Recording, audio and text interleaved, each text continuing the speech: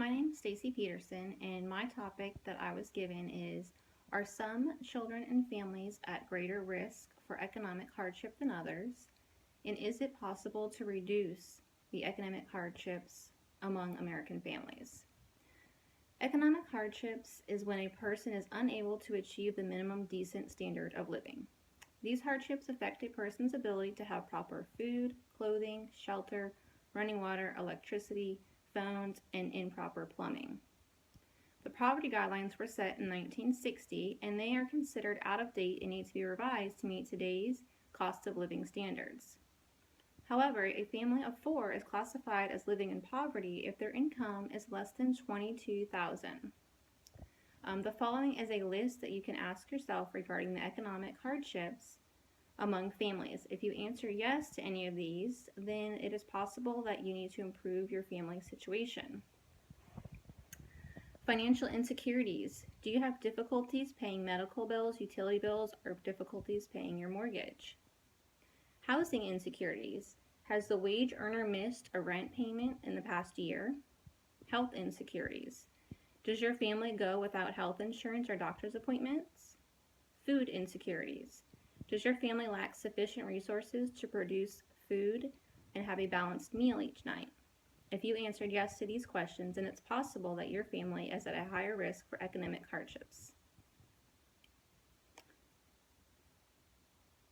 Also, single-family parent homes are at a greater risk because they have one income, and chances are their educational level is not as high as a 2-parent home. Minority children are at a greater risk for economic hardships because these children are living in single-parent households also with lower educational standards, and many of them have not received a high school diploma. 82% of children whose parents have less than a high school diploma live in low-income families, and over half those children with the parents have only a high school degree or lower as well. The effects of economic hardship on children and families are concerned with behavior, social and emotional problems, as well as poor overall health.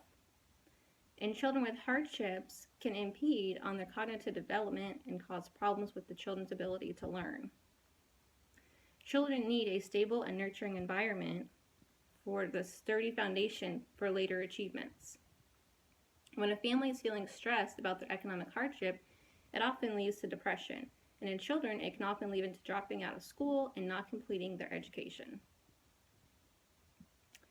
There are ways to possibly reduce the economic hardships among families.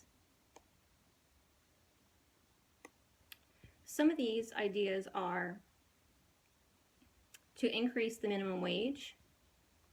A lot of the single-parent homes and migrant workers, they're not making enough income, so if we increase their minimum wage, it is possible that this can help them live a better life.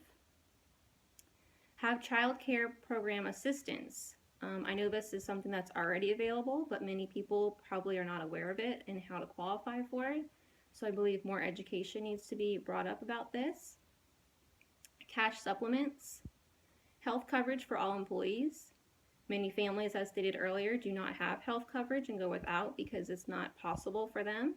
So if all employees were offered health coverage, it would make parents' lives a little bit easier. They could make it to doctor's appointments and not miss out on important visits.